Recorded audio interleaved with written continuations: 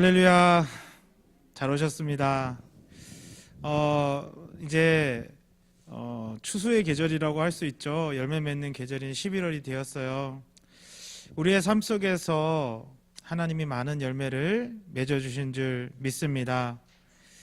우리의 연약함과 부족함 중에도 우리를 돌보신 하나님께 오늘 감사하고 그 하나님의 은혜를 찬양하며 하나님이 기뻐하시는 예배를 드리는 이 시간이 되기를 소망합니다.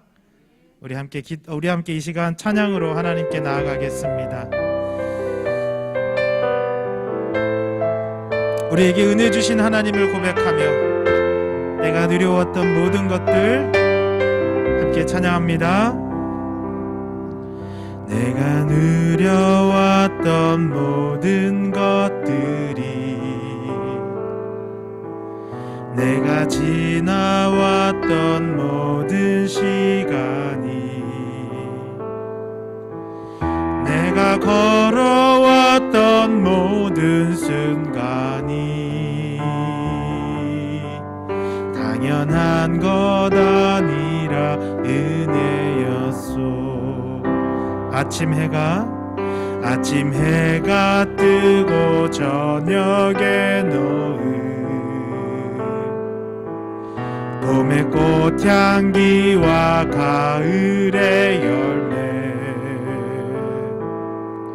변하는 계절의 모든 순간이 당연한 것 아니라 은혜였소. 모든 것이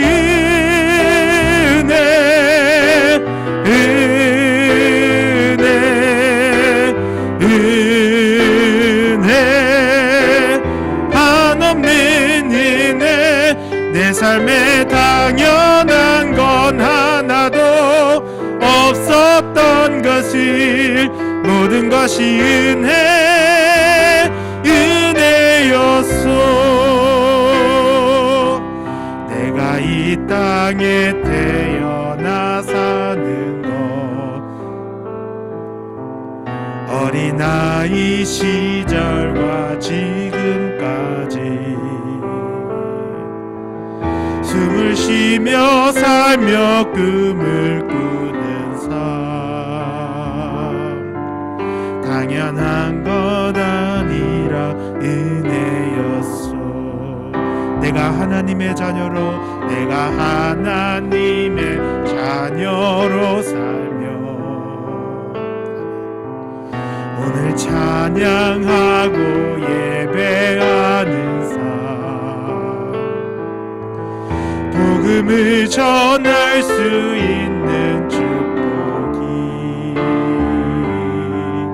당연한 것 아니라 은혜였소. 모든 것이 은혜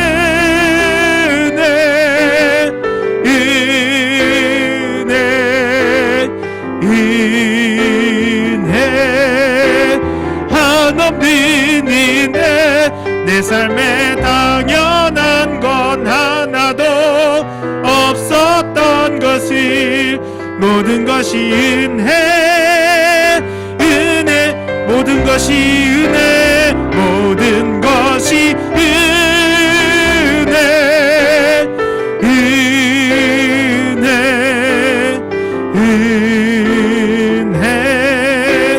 한없는 은혜 내 삶에 당연한 건 하나도 없었던 것을 모든 것이 은혜였소. 아멘. 이 시간 우리 함께 기도하기를 원합니다. 아직 한 달이 남아있지만 그래도 이제 2022년이 다 지나가고 있습니다. 이 시간 우리 하늘을 한번 돌아보기를 바랍니다. 여러분, 우리는 당연하다고 생각했던 것들이 하나도 당연하지 않았어요. 모든 것이 하나님의 은혜였고 하나님 우리 사랑해 주셔서 주신 것입니다. 이 시간 우리 함께 기도할 때에 하나님 나의 연약함에도 나의 부족함에도 하나님 우리 사랑하셔서 주신 은혜를 이 아름다운 열매를 감사하며 예배할 수 있는 이 시간이 되게 하시고, 앞으로도 우리에게 더 많은 은혜 주셔서 내 남은 날 동안 하나님만을 사랑하며 예배하는, 그리고 하나님께만 헌신하는 우리 모두가 되게 해달라고 이 시간 우리 함께 감사와 오늘 이 예배를 위하여 함께 기도하겠습니다. 하나님, 모든 것이 은혜임을 고백합니다. 돌아보니 제가 한 것이 별로 없습니다. 다 하나님이 주셨고, 하나님이 지켜주셨고, 하나님이 열매 맺게 해주셨고, 하나님이 주신 것들밖에는 없음을 고백합니다. 하나님, 언제나 우리는 하나님께 원망하며 불평하며 내 계획과 내 뜻대로 되지 않는다고 하나님 앞에 연약한 모습으로 설 때가 많았는데도 불구하고 이렇게 한 해를 돌아보니 이룬 일이 참으로 많습니다. 정말 많은 열매들을 맺었습니다. 예배가 회복되었고, 정말 하나님 앞에 기도가 회복되었고, 그리고 정말 하나님 모든 아버지와 주님 정말 모든 일들 가운데 하나님의 인도하심과 이끄심이 있었습니다. 하나님, 이제 감사하게 하여 주시옵소서. 원망과 불평은 사라지게 하시고 오직 하나님께만 감사하는 우리 모두가 되길 수 있도록 인도하여 주시옵시고, 하나님, 이제 우리의 연약함에도 은혜를 부어주셨사오니 우리 다시 한번 결단합니다.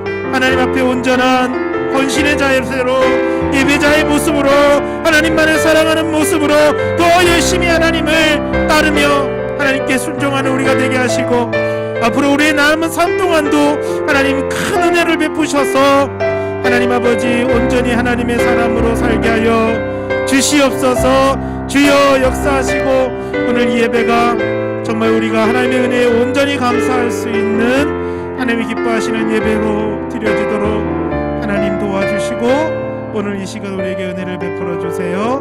예수님의 이름으로 기도합니다. 아멘. 아멘. 우리 박수치며 찬양합니다. 우리를 구원하신 예수님께 최고의 찬양 돌려드리겠습니다. 그 주의 십자가 보혈로 제 씻음 받기를 원하네. 내 죄를 씻으신 주 이름 찬송합시다. 찬송합시다. 찬송합시다. 내 죄를 씻으신 주 이름 찬송합시다. 죄악을 속하여 주신 주 내 속에 들어와 계시네. 십자가 앞에서 주 이름 찬송합시다. 찬송합시다. 찬송합시다. 내 죄를 씻으신 주 이름 찬송합시다. 아멘. 주 앞에 흐르는 생명수 날 씻어 정하게 하시네. 내 기쁜 정성을 다하여 찬송합시다. 찬송합시다. 찬송합시다. 내 죄를 씻으신 주 이름 찬송합시다. 내 주께 회개한 양호는 생명수 가운데 젖었네. 흠없고 순전한 주 이름 찬송합시다. 찬송합시다. 찬송합시다. 내 죄를 씻으신 주 이름 내 주께 회개한 영혼은 내 주께 회개한 영혼은 생명수 가운데 젖었네. 흠없고 순전한 주 이름 찬송합시다. 찬송합시다. 찬송합시다. 내 죄를 씻으신 주 이름 찬송합시다. 아멘. 우리의 세상의 소망이 되시는 우리 예수님을 다시 한번 찬양하도록 하겠습니다. 박수치며 찬양합니다. 슬픈 마음 있는 사람, 슬픈 마음 마음 있는 사람 예수 이름 믿으며 영원토록 변함없는 기쁜 마음 얻으리. 예수의 이름은 세상의 소망이요 예수의 이름은 천국의 기쁨일세. 거룩하신 주의 이름 너의 방패 삼아라. 환난 시험 당할 때에 주께 기도드려라.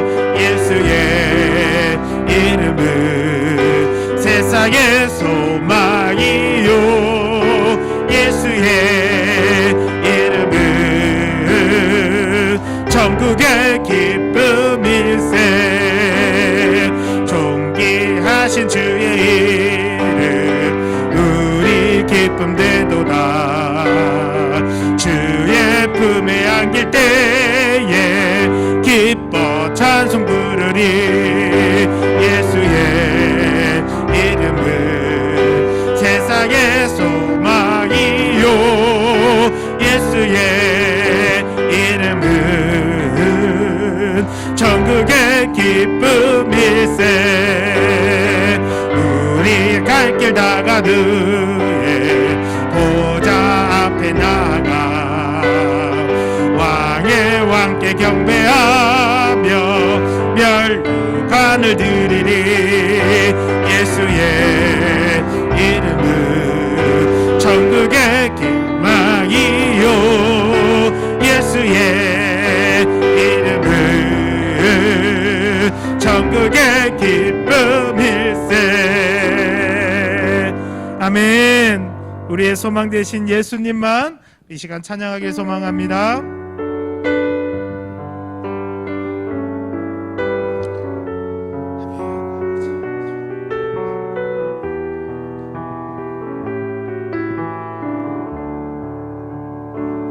하나님 독생자 예수 그리스도 그분만이 오직 길과 진리 생명이라. 세상 다 변하고 사람들 변해도 나에겐 복음 십자가뿐이라.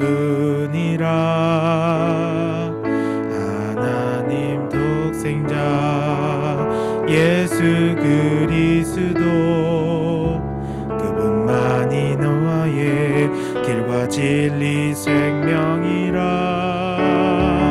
세상이 비웃고 사람들 떠나도 나에겐 복음 십자가뿐이라. 다시 복음으로 다시 십자가로 다시 하나님께로 나아갑니다. 오직 복음만이 오직 십자가만이 오직 하나님만이 나의 전부이.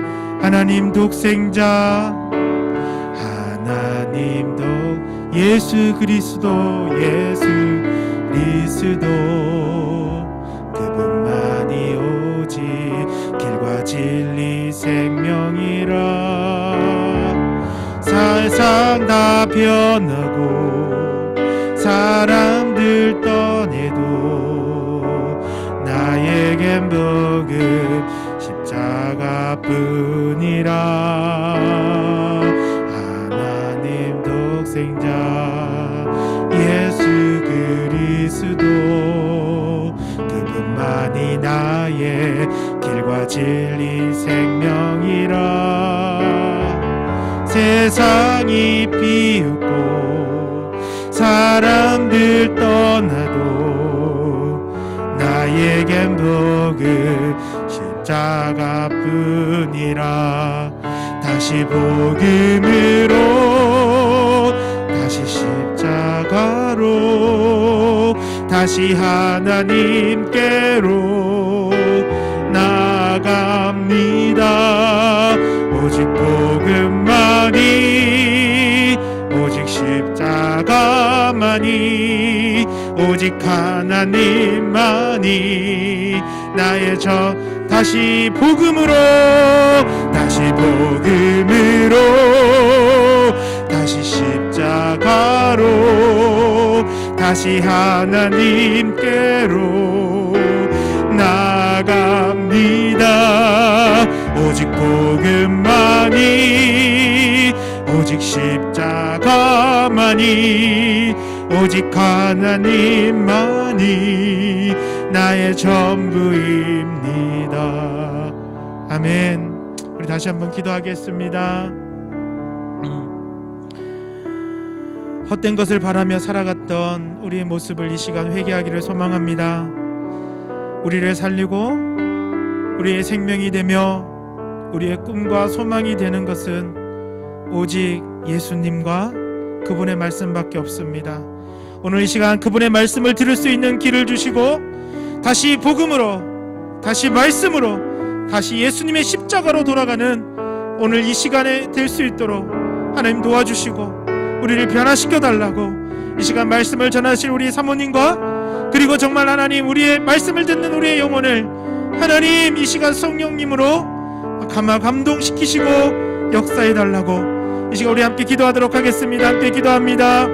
하나님, 세상의 헛된 삶을 쫓다가 하나님 우리 마음에 상처 입고 연약해진 마음으로 오늘 이 시간 나왔습니다. 그렇습니다. 하나님, 오직 예수님만이, 오직 예수님의 말씀만이, 오직 그 십자가만이 나를 살리고 나의 소망이 된다는 것을 누누이 들었음에도 우리는 연약하고 귀가 둔하여서 보지 못하고 깨닫지 못했습니다.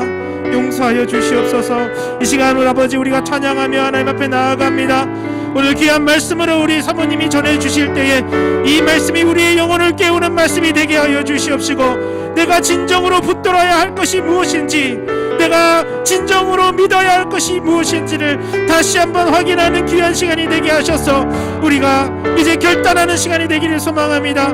다른 것은 다 아버지여 주님 내게 소망이 아니라 오직 예수 그리스도 당신만이, 그리고 당신의 말씀만이 나의 소망이 됨을 고백하면서 이 시간 이 말씀을 듣고 우리의 눈이 열리고 우리의 귀가 열려서 하나님을 보게 하시고 하나님의 뜻을 알게 하시며 오직 예수님만 고백하며 나아가는 귀한 시간이 되길 수 있도록 인도하옵소서.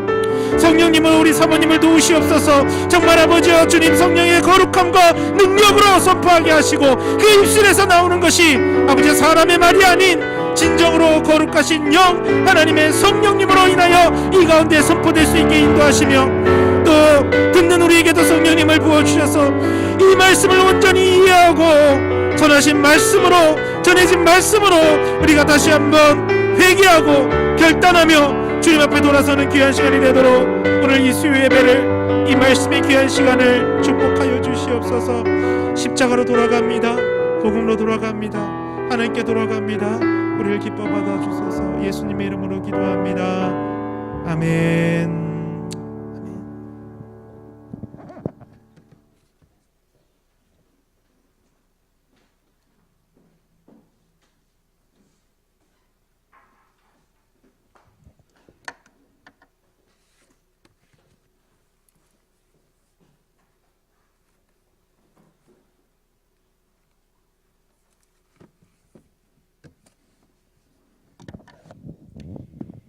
함께 기도하시겠습니다. 사랑하는 하나님 감사합니다. 우리에게 당연한 것이 하나도 없음을 이 시간 알게 해주셔서 감사합니다. 당연하다 여겨왔던 모든 것이 하나님의 은혜였음을, 그래서 우리가 원망하고 불평하던 것이 마땅히 하나님께 드리고 올려드려야 될 감사하고 찬양이 되어야 되었음을 이 시간 알게 하셔서 감사합니다. 하나님이 어떠한 분이신지 깨닫게 하시고 우리의 삶의 현장에서 하나님의 은혜를 경험하게 하시며 우리를 불쌍히 여기셔서 우리를 찾아와 주신 예수 그리스도의 그 사랑에 감격하는 저희 모두가 되게 하여 주시옵소서. 오늘 말씀을 전할 때에 하나님 붙잡아 주시고 듣는 자나 전하는 자가 한 마음이 되어 하나님을 찬양하고 하나님을 볼 수 있는 우리의 영적인 눈이 열려지게 하시고 이 시간을 통해서 하나님의 세미한 음성을 들을 수 있도록 주여 우리를 붙잡아 주시옵소서. 예수님 이름으로 간절히 기도했습니다. 아멘.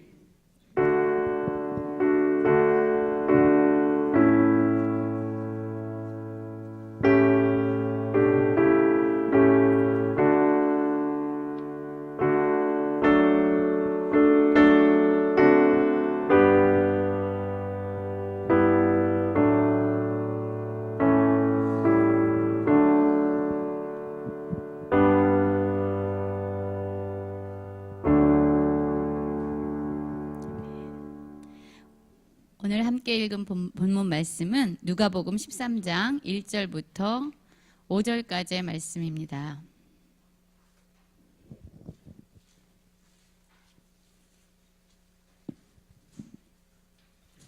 누가복음 13장 1절부터 5절까지의 말씀, 제가 가지고 있는 성경으로 신약 성경 117페이지입니다. 우리 같이 읽을까요? 시작.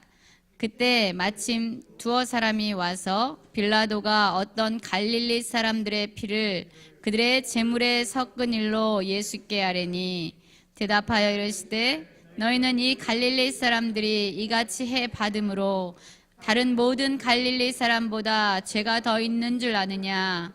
너희에게 이르노니 아니라. 너희도 만일 회개하지 아니하면 다 이와 같이 망하리라. 또 실로암에서 망대가 무너져 치어 죽은 18사람이 예루살렘에 거한 다른 모든 사람보다 죄가 더 있는 줄 아느냐? 너희에게 이르노니 아니라. 너희도 만일 회개하지 아니하면 다 이와 같이 망하리라. 아멘. 한 번 더 보겠습니다. 누가복음 7장 31절부터 32절까지의 말씀입니다. 제가 가지고 있는 성경으로 신약 101페이지.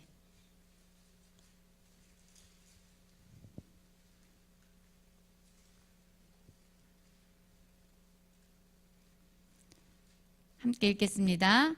또 이르시되 이 세대의 사람을 무엇으로 비유할까? 무엇과 같은가? 비유하건대 아이들이 장터에 앉아 서로 불러 이르되 우리가 너희를 향하여 피리를 불어도 너희가 춤추지 않고 우리가 곡하여도 너희가 울지 아니하였다 함과 같도다. 아멘. 여러분, 우리에게 당연한 것이 무엇일까요? 이것이 당연하지, 이것이 마땅히 일어날 일이지 라고 생각하는 것들 얼마나 많습니까? 그렇죠? 그런데 실상 우리에게 있어서 당연한 것이 아닐 때가 너무나도 많습니다. 참혹한 전쟁, 그리고 재해나 사건이나 사고, 그런 것들이 일어날 때마다 어떤 사람들이 이렇게 말하곤 합니다. 하나님이 살아계시다면 어떻게 이런 일이 일어날 수 있는가? 하나님이 살아있다면 왜 이렇게 끔찍한 일이 이 땅에서 벌어지고 있는가? 라고 말합니다. 그래서 그런 재난이나 전쟁이나 사고를 보면은 이러한 질문을 하는 사람들은 고개를 흔들고 하나님은 없어. 하나님을 믿을 수 없어. 그분에게 실망했어. 라는 말들을 토로하고 합니다. 그러나 또 어떤 사람들은 그와 다르게 생각하는 사람들이 있어요. 어떤 사람들은 하나님이 왜 이런 일을 일어나게 하셨는지 묻고 있는가? 그것은 바로 그들을 향한 하나님의 저주이고 심판이다 라고 말을 하는 사람들도 있어요. 그러면 우리는요, 어떤 때 이런 사람들의 소리를 듣게 되면 두렵기도 하고 또 어떨 때는 왠지 모르게 불편함과 불쾌함을 느끼기도 합니다. 어쨌든 이렇게 큰 일이 닥치면 다르게 반응하는 사람들이 있어요. 우리도 그렇죠. 어떨 때는 이 사람들의 소리가 맞는 것 같고 또 어떤 때는 저 사람들의 소리가 맞는 것 같이 여겨질 때가 있습니다. 그리고 둘 다 소리에 반감이 느껴져서 아무 소리도 듣고 싶지 않을 때가 있어요. 그러면 우리 여기에 계신 우리 성도님들은 어떤 생각을 하십니까? 우리 주변을 한번 둘러보세요. 여기 한번 성도님들 서로를 돌아보세요. 지금 우리 성도님들의 삶에 어떤 일들이 일어나고 있을까요? 다 평안해 보이고 다 문제가 없어 보이시죠? 그러나 여러분 기억하십시오. 여기에 문제가 없는 분이 하나도 없고 마음에 근심이 없는 분이 하나도 없고 불안과 두려움이 없는 분이 하나도 없다는 거예요. 이렇게 평안해 보이는 것이 당연하다고 생각했는데 실상 가만히 들여다보면 우리는 다 두려움과 근심과 걱정과 아픔과 고통 속에서 살아가고 있어요. 그것이 우리에게 실상이고 우리가 마주하고 있는 현실입니다. 여러분 지금 이 세상에서는요. 한순간도 멈추지 않고 고통의 소리가 울려 퍼지고 있습니다. 또 어떤 한 곳에서는요. 살려달라고 애원하는 소리가 있고요. 누군가는 배고파 죽겠다라고 신음하는 사람들도 있습니다. 우리가 뉴스를 통해서 그러한 참담한 현상을 보지 않고 듣지 않으면 그러한 일들이 뭐 어디 일어나겠어? 라고 그냥 무심결에 지나갈 때가 너무나도 많지요. 그래서 우리는 이 세상이 얼마나 황폐하고 얼마나 끔찍하고 얼마나 비참한지를 종종 잊곤 합니다. 그것은 정상의 세상이 아니다. 그것은 당연한 세상이 아니다. 그것은 우리가 살고 있는 자연스러운 세상이 아니다라고 생각할 때가 있습니다. 그러나 여러분 우리가 몇 가지를 한번 살펴볼게요.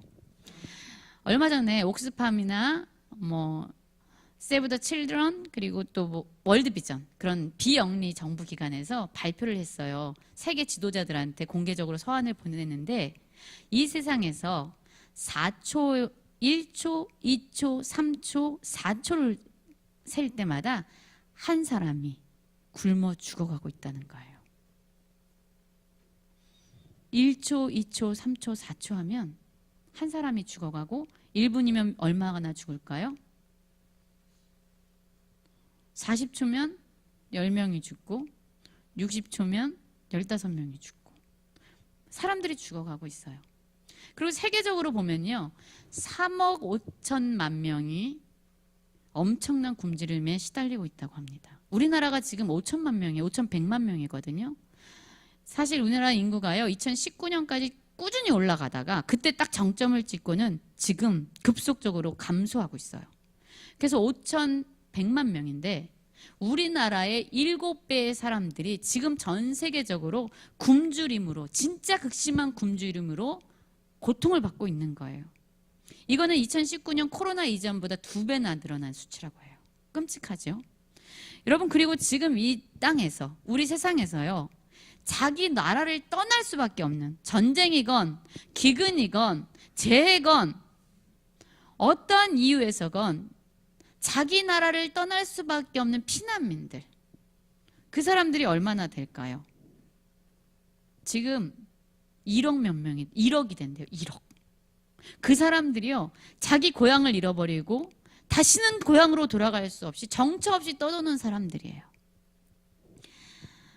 여러분 이거는 10년 전보다 2배로 증가한 숫자들입니다. 한번 생각해 보세요. 이 1억 명은요. 80명당 1명이 이 세상에서 자기 고향을 잃어버리고 자기 집을 떠나서 정처 없이 배회하는 그런 난민들이에요. 우리나라 한번 옛날에 6.25 전쟁이 일어났을 때 피난민들 많았지요. 얼마나 끔찍했어요. 옛날에 국제시장인가요? 영화에서 보면은요. 보따리를 싸고 부산으로 내려가기 위해서 사람들이 막 폭탄이 여기저기 터지는데 그냥 애들을 업고 안고 보따리를 들고 그 떠나가는 그 정처 없는 인생 그런 사람들이 지금 이 땅에서 1억 명이 정처 없이 흘러다니고 있어요. 여러분 또 지금 이 나라의 이 세상에서 전쟁이 얼마나 일어난다고 생각하십니까? 지금 전쟁이 몇 군데에서 일어난다고 생각하세요? 전쟁이 우리 알고 있죠? 어디서 전쟁이 일어나고 있어요? 러시아와 우크라이나에서 전쟁이 일어나고 있죠? 그리고 또 어디에서 일어나고 있어요? 잘 몰라요. 뭐 어디에서 일어나겠지? 우린 몰라요. 그냥 뉴스에서 계속 떠들어대니까 러시아와 우크라이나가 지금 심각한 전쟁을 하고 있다라고 생각을 하는데요. 이 세상에서 26곳에서 지금 전쟁과 분쟁이 일어나고 있어요. 여러분 끔찍하지 않아요? 우리나라도 지금 전쟁하고 있는 나라로 속해요. 우리나라는 그냥 잠깐 전쟁을 정지시키자라고 협정을 하고 휴전 상태예요. 여러분 얼마 전에도 북한에서 미사일을 엄청나게 쏘아대고 있잖아요. 전쟁을 경험했던 분들은요, 이 위협이 얼마나 우리에게 불안함과 공포감을 주는지를 알고 있어요. 그러나 대부분 사람들은요, 그거에 대해서 아주 무감각합니다. 지금 이 세상에서 엄청나게 26곳에서 전쟁과 분쟁으로 고통으로 죽어가는 사람들이 있다는 겁니다. 전쟁을 겪으신 분들은 아실 거예요. 여기저기서 터지는 폭탄 소리, 여기저기서 살려달라고 울부짖는 애원의 소리, 눈으로 보여지는 건 참혹하죠. 집들과 건축물들이 폐허처럼 다 무너집니다. 핏자국은 여기저기서 날리고 있어요. 고통과 신음이 끊이지 않는 그 전쟁의 한가운데 있는 사람들이 지금 전 세계적으로 26곳에서 엄청난 전쟁으로 죽어가고 있는 것입니다. 여러분 이게 지금 우리가 뉴스로 듣지 않고 우리가 눈으로 보지 않고 귀로 듣지 않아서 그렇지 지금 일어나고 있는 이 세상의 일들인 거죠. 또 한번 생각해 볼까요? 재난은 어떻습니까? 우리 2019년에 코로나가 왔지요. 우리 성도님들 엄청난 공포 가운데 내가 그것에 걸리면 어떡하나 불안한 가운데 살았어요. 지금까지 계속적으로 이어오고 있습니다. 그뿐이 아니에요. 미국뿐 아니라 세계 곳곳에서 한파, 폭설, 또 아마존을 비롯해서 곳곳에서 산불이 일어나고 또한 뭐 여기저기서 뭐 폭발이 일어나고 우리나라도 그랬죠. 우리나라도 태풍의 위협, 집중호우의 위협, 산불의 위협으로 여러분 우리가 얼마나 많은 피해와 많은 사람들이 자기 집을 잃고 또한 생명까지 잃어버렸습니까? 이러한 참사와 이러한 고통의 현장을 보면서 여러분 어떤 생각을 하십니까? 우리와 상관없는 일처럼 여겨져요. 그런데 사실 이것은 우리와 상관없는 일들이 아니에요. 이것은 멀리 있는 일처럼 여겨지지만 그것은 멀리 있는 일이 아닙니다. 그것은요, 우리가 생각하는 것보다 훨씬 우리와 가까이 있고 우리는 그 고통과 신음과 전쟁과 재난의 한가운데서 삶을 살아가고 있습니다. 그게 현실이에요. 그게 우리가 사는 지금의 세상이에요. 예수님을 믿는 사람들이건 또 예수님을 믿지 않는 사람들이건 이 고통과 이러한 신음의 한가운데 살아가고 있는 것은 다 마찬가지죠. 그렇다면 우리 그리스도인들은 이러한 엄청난 고난과 재난을 보면서 이것을 어떠한 시각으로 바라보고 하나님 왜? 하나님 왜? 이런 일들이 우리에게 일어나는 것입니까? 라고 우리는 입술로 내진 않지만 다 하나님 앞에서 질문을 가지고 서 있습니다.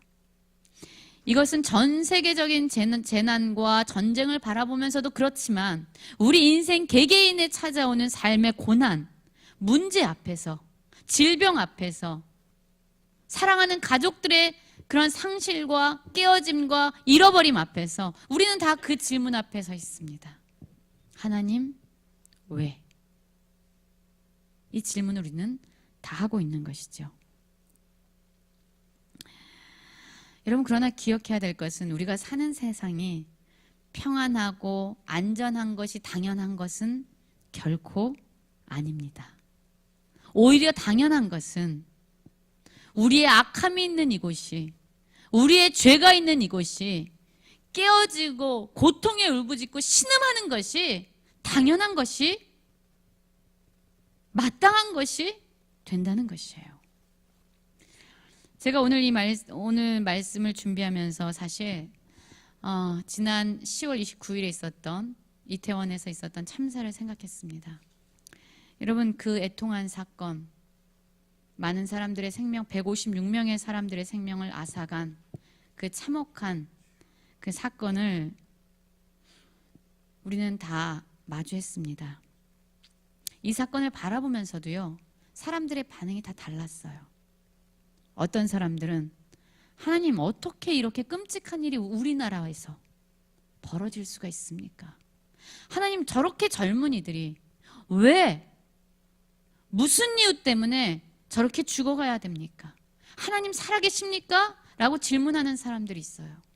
그런데 또 어떤 사람들은 하나님의 심판이고 하나님의 저주다 라고 한껏 소리를 높이는 사람들의 이야기, 그들의 말소리도 우리는 듣곤 합니다.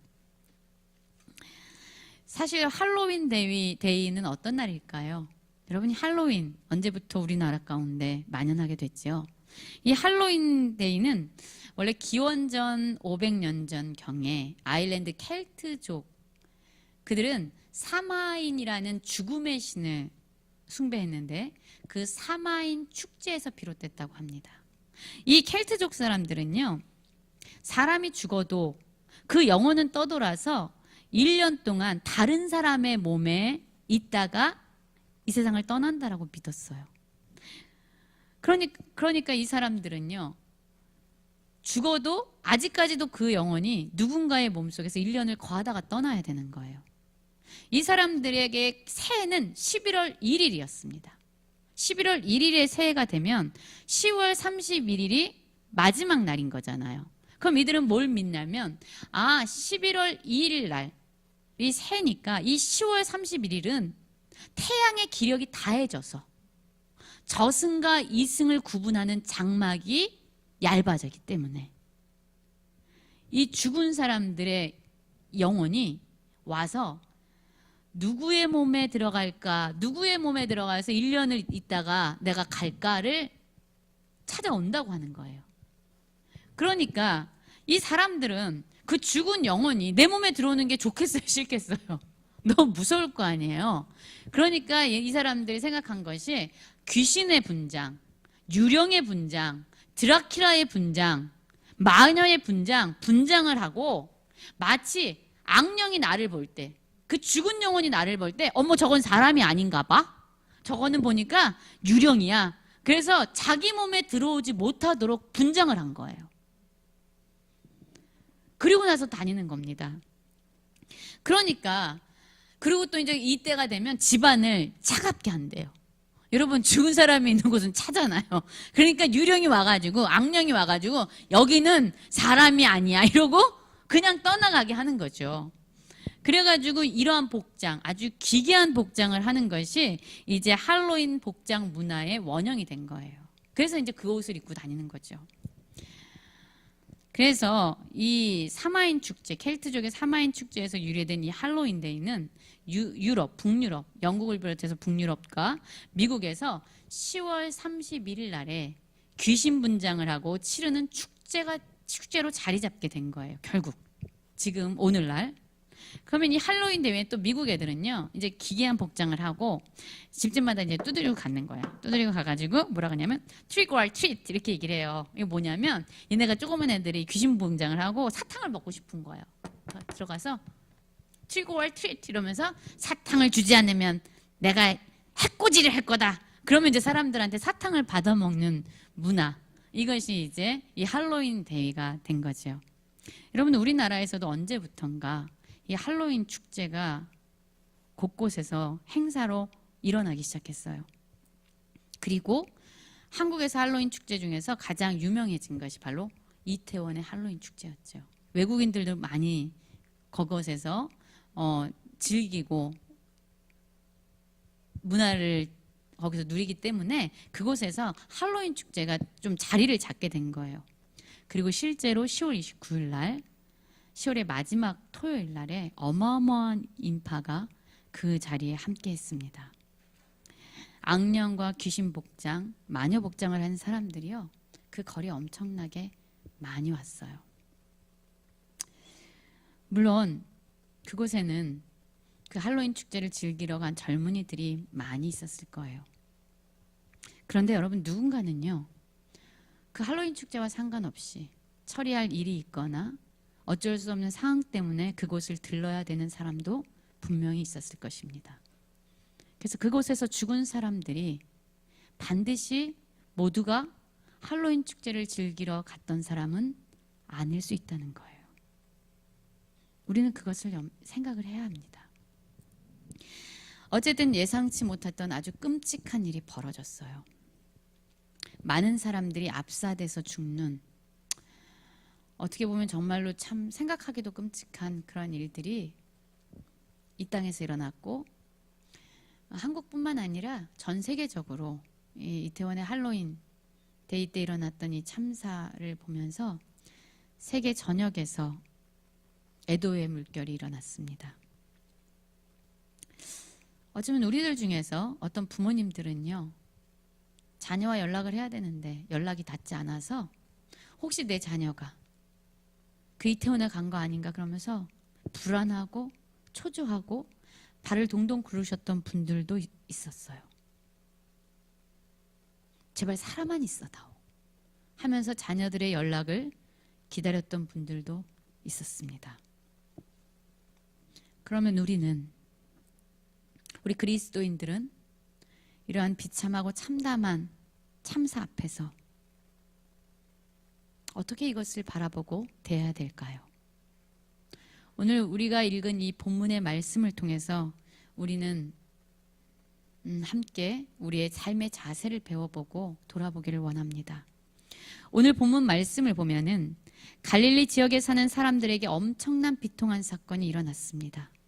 당시 유대 총독으로 부임되었던 로마 빌라도, 예수 그리스도를 죽인 그 빌라도가 갈릴리 사람들 중에서 몇 사람을 죽여서 그들의 피를 그들이 섬기는 그 우상에게 드린 제물에 섞은 이 사건이 일어났어요. 이것은 이스라엘 백성들에게 엄청나게 치욕적이고 모욕적이고 잔인한 사건이었습니다. 그러자 많은 사람들이 이 빌라도에 의해서 죽임을 당한 갈릴리 사람들에 대해서 어떤 생각을 했을 거 아니에요. 우리도 참사가 일어나고 무슨 사건이 일어나면 그 사건을 바라보는 우리 각자 나름대로의 시각이 있잖아요. 아마 우리와 별반 다르지 않았을 겁니다. 어떤 사람들은 아니, 하나님이 살아계시다면 어떻게 이런 일을 우리에게 허락하실 수 있는 거야? 진짜 하나님 살아계셔? 라고 이야기하는 사람들도 있었을 것이지만 오늘 말씀을 보면은요, 대부분의 사람들이 무엇이라고 생각했냐면 아마도 그들은 죄가 많았기 때문에 그런 끔찍한 일을 당했을 것이다. 이는 그들의 악한 죄, 우리가 모르지만 하나님이 아는 그 끔찍한 죄에 대한 하나님의 심판이고 저주다라는 생각으로 이 사람들이 붙잡혀 있었어요. 그렇지 않았다면 그런 끔찍하고 잔인하고 모욕적인 일이 사람들에게 일어날 수는 없지라는 것이 그들의 전제된 생각이었던 것입니다. 어떤 명백한 증거도 없고 어떠한 증인도 없는데 사람들은 비참한 죽음을 당한 그 갈릴리인들을 향해서 다른 사람들보다 더 크고 엄청난 죄를 지은 죄인들이야 라고 낙인을 찍었던 거예요.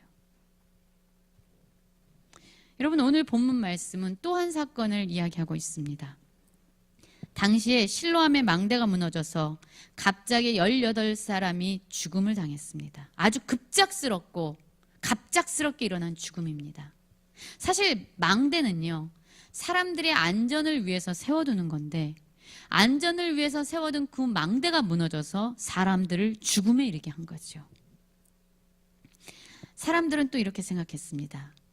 갑작스럽게 망대가 무너져서 끔찍한 죽음을 당한 것으로 보아 아마도 그들은 큰 죄인이었고 하나님은 그들의 죄를 심판하신 것이다 라고 생각을 했던 것 같아요.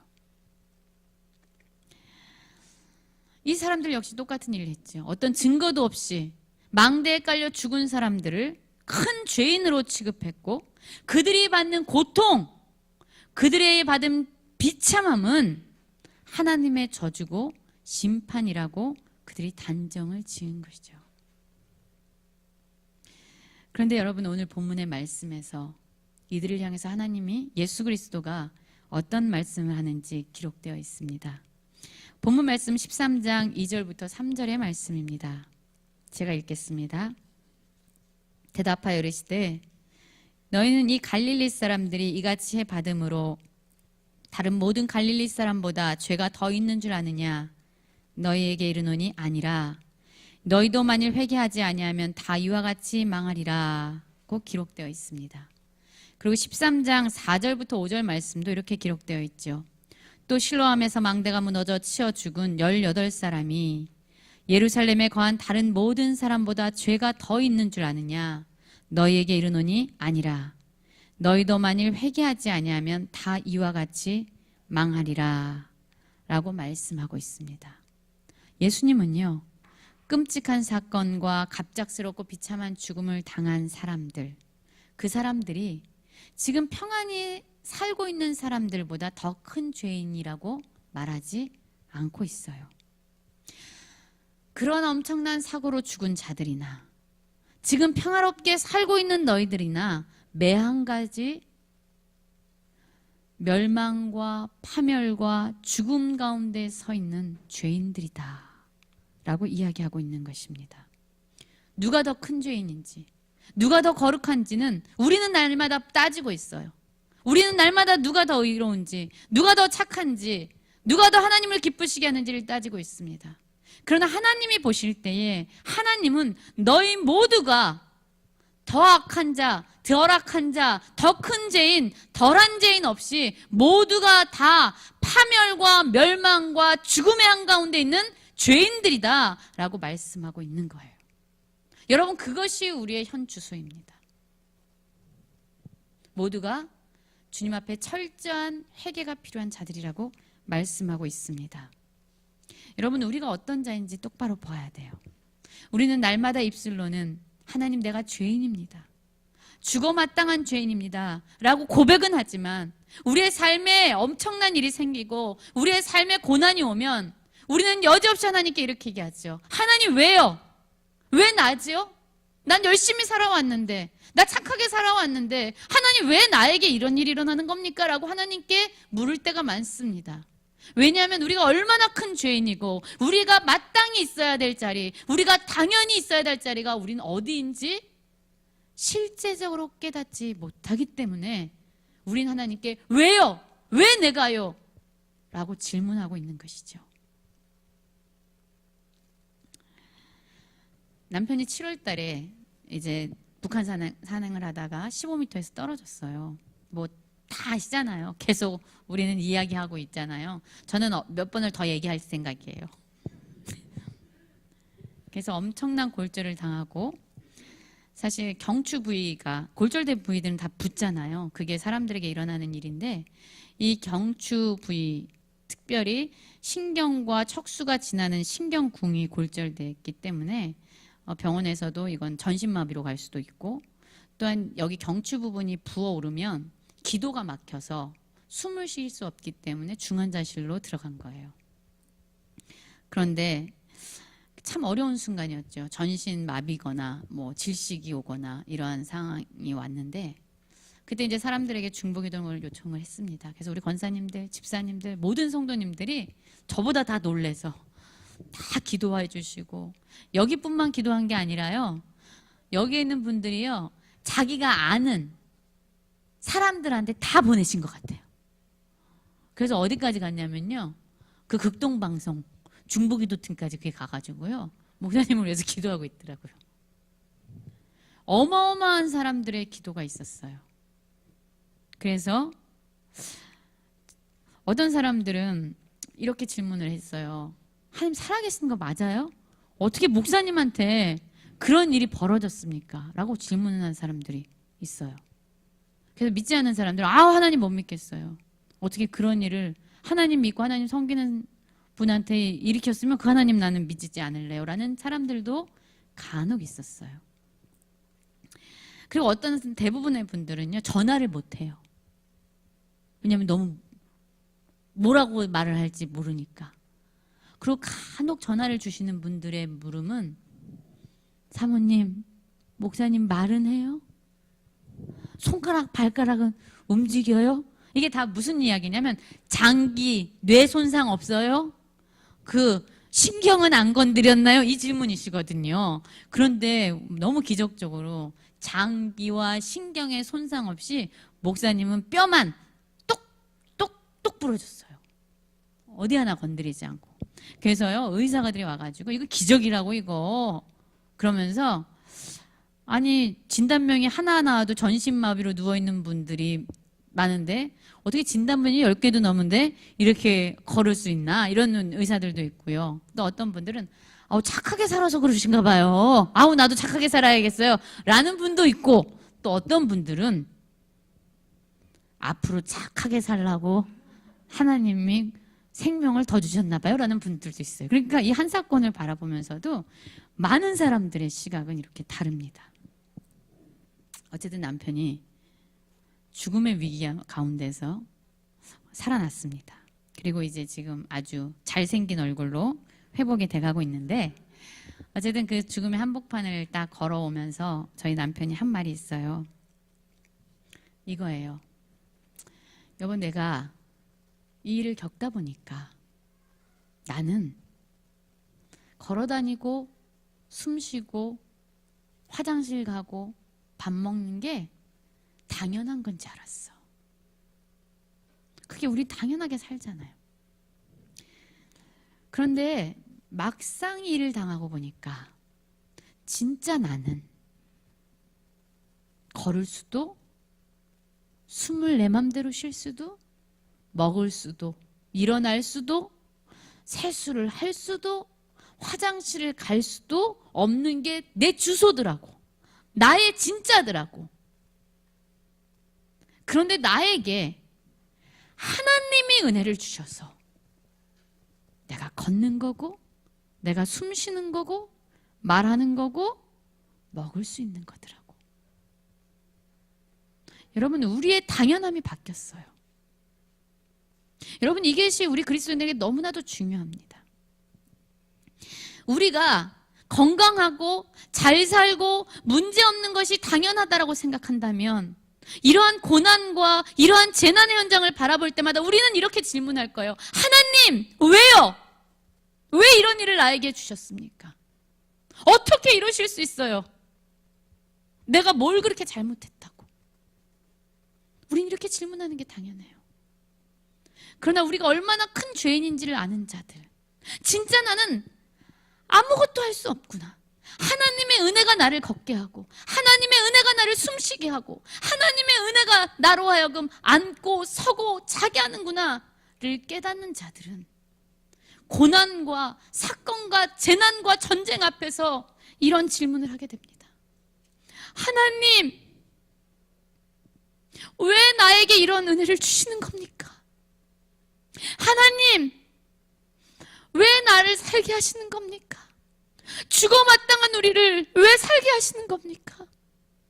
하나님, 걷지 못하는 게 마땅한 건데, 그게 당연한 건데 왜 나를 일어나 걷게 하시는 겁니까? 하나님, 저 고통과 신음의 소리 그 한가운데 살아가는 게 저희가 돼야 되는데 왜 나는 여전히 이렇게 평안하고 왜 이렇게 잘 살고 왜 이렇게 안정적인 삶을 나에게 허락하시는 겁니까? 하나님, 왜요? 왜 그 큰 은혜를 나에게 주시는 겁니까? 그 질문이 바로 우리 그리스도인들의 질문이 되어야 합니다. 여러분, 고난을 볼 때에 내 인생의 개인적인 고난이든 아니면 엄청난 이태원의 참사와 같은 일이든 전쟁의 한가운데 있든 피난민이 되어 거리를 정처 없이 떠돌든 배고파 굶주림에 있든 그것이 우리가 있는 당연한 장소입니다. 하나님을 멀리 떠난 죄인들이 거해야 될 곳은 그 고통과 신음의 한가운데가 마땅한 곳이에요. 우리가 사는 곳은 지옥과 같이 고통의 울부짖음이 끊이지 않는 그곳이 바로 우리가 서 있는 곳이에요.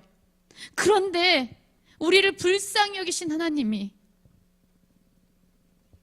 우리에게 은혜를 주셔서 우리는 지금 이렇게 숨쉬고 이렇게 먹고 이렇게 행복하게 살고 있지 않습니까?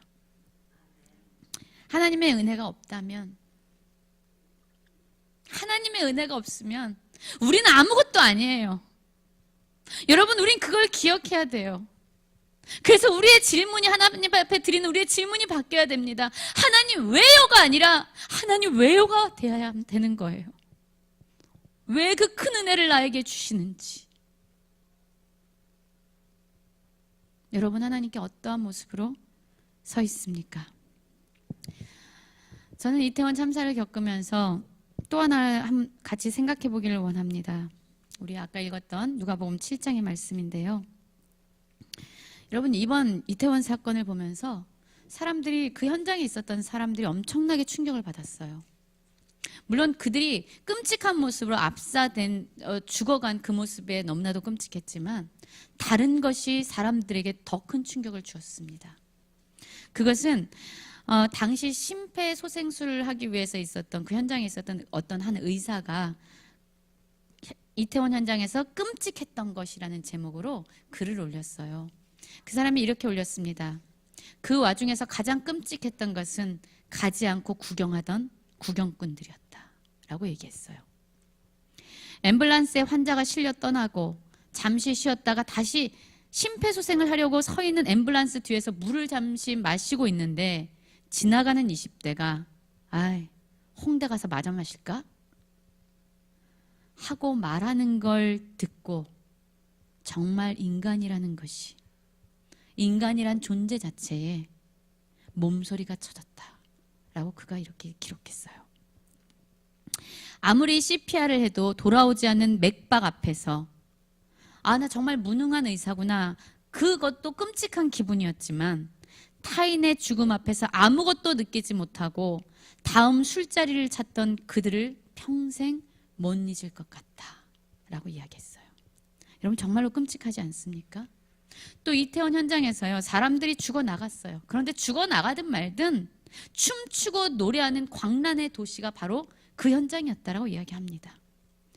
한쪽에선 압사사고를 당해서 널브러져 죽어가는 사람들이 신음하고 있는데 곳곳에서 또 한 사람이라도 살리기 위해서 끊임없이 자신의 손을 놀리면서 심폐소생술을 하는 사람들, 소방대원들, 시민들이 있는데, 여러분, 그 옆에서는요, 떼춤을 추고 술을 마시고 볼륨을 더 올리라고 소리를 지르는 사람들이 있었다는 거예요. 사람들을 구하기 위해서 소방관들과 경찰관들이 좀 진입로를 열어달라고 이야기하는데 왜 우리 기분 망치냐고 소리를 지르는 사람이 있고, 그럼 어디서 술을 마시냐는 거냐고 따져 묻는 사람들이 있었다는 거예요. 그리고 모포나 옷가지로 그 죽은 사람들 얼굴을 가리고 있는데요, 그 죽은 사람들을 끊임없이 찍어대고 자기네들 유튜브 구독수 올리려고 그것을 끊임없이 촬영하는 사람들이 그 자리에 있었다는 거예요.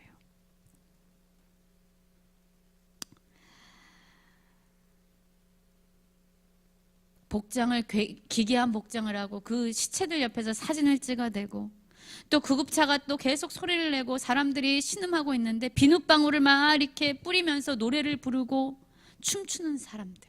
여러분, 얼마나 지옥 같았을까요? 여러분, 이것이 지옥이 아닐까요? 무엇이 더 지옥 같습니까? 여러분, 기억하십시오. 우리는 아까 말씀드린 것처럼 하나님의 은혜가 아니면요, 이 세상은 죄와 고통과 죽음으로 이렇게 버무려져 있는 세상이에요. 그리고 우린 마땅히 그 가운데 있는 것입니다. 하나님의 은혜로 우리는 평안한 삶을 살고 그나마 지금의 은혜로운 삶을 견디며 버티며 살아가고 있는 것입니다. 그런데 여러분, 꼭 기억하셔야 합니다. 하나님이 이렇게 고통과 죽음의 소리에서 울부짖는 우리의 마음에 공감하지 않으셨다면, 그 이태원 참사 현장에 있었던 무감각한 자들처럼 하나님이 우리의 고통에 감각하지 않으셨다면 우리에겐 소망이 없다는 거예요. 그런데 하나님은 어떤 하나님이십니까? 우리를 불쌍히 여기셔서 우리를 긍휼히 여기시는 하나님이시기 때문에 우리에겐 소망이 있습니다. 여러분, 긍휼이 무엇이죠? 영어로 말하면 긍휼은 compassion입니다. com은 함께하다라는 뜻이고, passion은 고난, 순환, 고통이라는 뜻이에요. 특별히 이 패션은 창자가 비틀어 끊어지는 고통을 의미합니다. 컴패션은 하나님께서 우리의 고통, 죄와 고통과 이런 끔찍한 현장에서 버무러져 살아가고 있는 우리의 고통을 보시고 하나님이 창자가 끊어지는 그 고통으로 우리의 아픔에 공감하셨어요. 여러분, 우리의 고통의 소리를 들으셨어요. 우리의 신음을 들으셨어요. 우리의 고통에 같이 눈물을 흘리셨습니다. 그리고 하나님께서 이 죄와 끔찍한 고난의 현장 가운데 그분 아들 예수 그리스도를 보내주시면서 우리에게 생명과 구원의 길을 열어주셨어요. 하나님이 긍휼의 하나님이시기 때문에, 컴패션의 하나님이시기 때문에 우리에겐 소망이 있는 거예요. 목사님이 북한산에서 낙상할 때요, 그 모습을 목사님이 다른 그 친구 목사님이 위에서 본 거예요. 이 목사님이 너무 인생에서 가장 끔찍한 것을 보면서 뭐라고 생각을 했냐면, 나도 저렇게 그냥 다쳐서 저렇게 됐으면 좋겠다. 순간적으로 그런 생각을 하셨어요. 다시 정신을 차리고 이러면 안 되지. 나라도 정신을 차려서 구급대원을 부르고 살려줘야지. 그래서 정신을 차리고 그 내려올 수 없는 길을 내려오다가 팔목이 부러졌어요. 근데 나중에 제가 목사님 이제 의정부 병원에 갔을 때 그 목사님이 이렇게 초라하게 서 있는 거예요. 근데 팔목이 부었더라고요. 그래서 제가 볼 때 목사님도 어디 아픈 것 같아. 자기 하나도 안 아프대요. 목사님 부러진 것 같은데 자기 하나도 안 부러졌대요. 난 괜찮대요. 여러분, 내려올 수 없는 그곳을 달려 떨어지면서 자기의 팔목이 부러지면서 내려온 것은 사랑하는 목사를 향한 공감, 긍휼, 함께 아파하고 함께 긍휼히 여기는 컴패션이 있었기 때문에 죽은 자를 살리는 그런 생명의 빛으로 온 것이죠. 여러분, 이 세상이 무감각하다면, 이 세상이 누군가의 고통 소리에 무감각하다면, 이 세상에 신음하는 자의 소리에 귀를 막는다면 이 땅은 지옥입니다. 우리의 소망은 그래서 이 세상이 아니에요. 우리의 소망은 우리를 불쌍히 여기셔서 우리와 함께 계시고 함께 오시고 함께 하시는 그 긍휼의 하나님. 그래서 우리의 기도는요, 다른 게 없어요. 하나님, 우리를 불쌍히 여겨주십시오.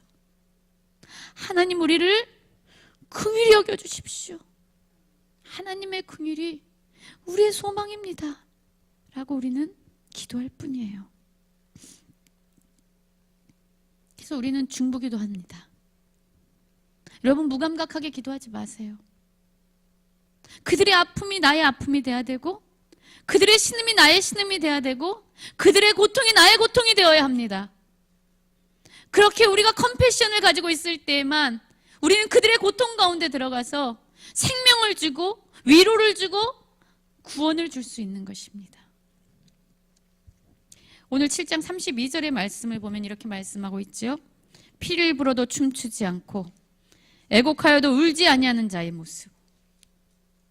여러분, 이러한 모습이 만연할 때 그것은 지옥이 될 것입니다. 우리가 다시 감각하고 다시 살아나는 심령으로 회복되기를 원합니다. 우리의 긍휼함 때문에 죽어가는 자들이 살아나고 상처 입은 자들이 싸매지고 아파하는 자들이 다시 회복되기를 원합니다. 저는 얼마 전에 있었던 이태원 참사를 생각하면서 하나님 앞에 질문했어요. 하나님, 왜요? 하나님, 왜요? 그리고 기도 가운데 저는 하나님한테 이렇게 고백할 수밖에 없었습니다. 하나님, 왜 우리에게 이렇게 은혜를 주시는 겁니까? 우리도 마땅히 죽어야 되고, 우리도 마땅히 고통받아야 되고, 우리가 있어야 될 마땅한 자리가 거기인데, 하나님, 왜 우리에게 그 벅찬 은혜로 우리를 살려주시고 우리를 구원해 주시는 겁니까? 하나님 앞에 이러한 질문으로 서길 원하고 아파하는 자들과 함께 아파하는 긍휼의 심령이 우리의 무감각한 심령 가운데 다시 한번 소망으로 새겨지기를 이 시간 간절히 기도합니다. 우리 함께 불렀던 은혜, 우리 한번 찬양했으면 좋겠습니다. 찬양하.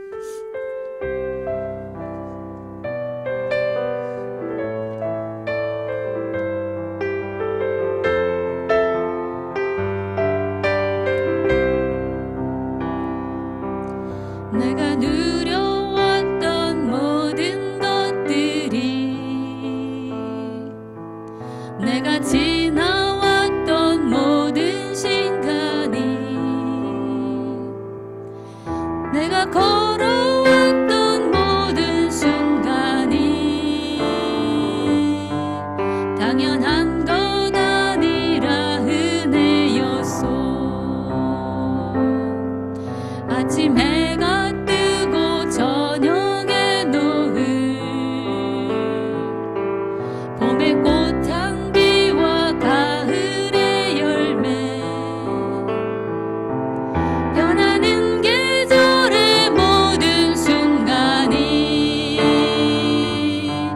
당연한 것 아니라 은혜였소. 모든 것이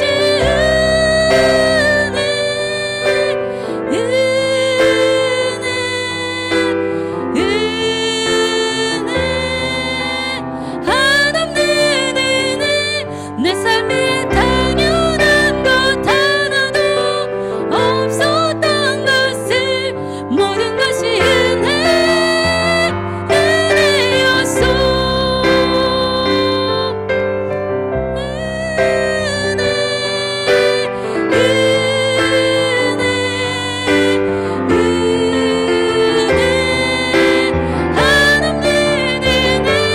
내 삶에 당연한 것 없었던 것을 모든 것이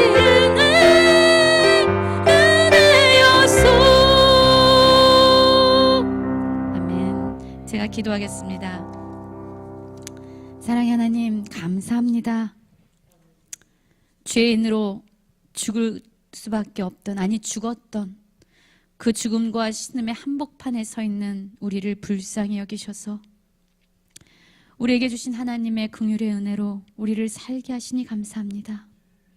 하나님, 왜 우리에게 이렇게 큰 사랑과 은혜를 주십니까? 하나님, 왜 우리에게 이렇게 벅찬 생명을 허락하셔서 오늘도 주님의 은혜 안에 살게 하십니까?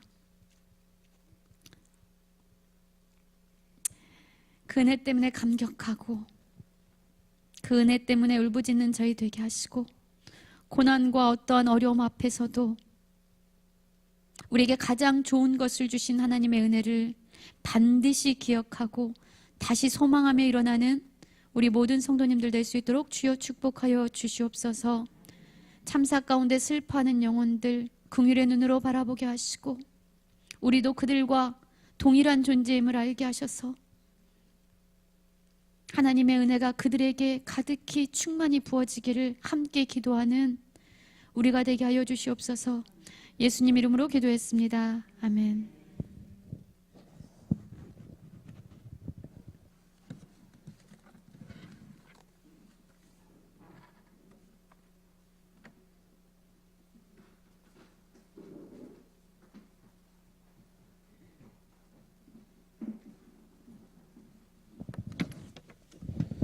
예, 귀한 말씀 감사합니다. 하나님의 은혜로 우리가 살아가는 줄 믿습니다. 광고는 주보를 참조해 주시기를 바라고요. 오늘 예배 후에 목자 모임 있습니다. 1층에서 모이도록 하겠습니다. 기도하겠습니다.